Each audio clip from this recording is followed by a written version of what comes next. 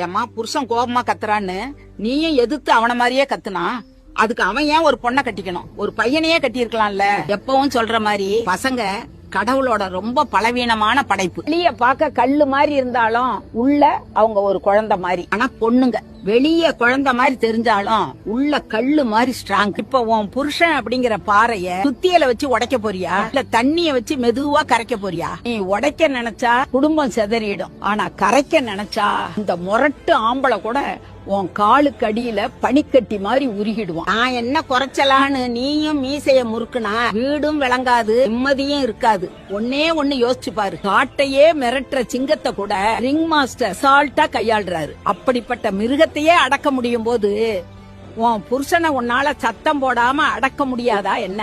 அதுக்காக உன்னை அடங்கி போக சொல்ற விதத்துல சொல்லு. ஜெயிக்கிறதுக்கு கத்தணும்னு அவசியம் இல்ல. கனிவா இருந்தாலே ராஜ்யம் உன் கைக்கு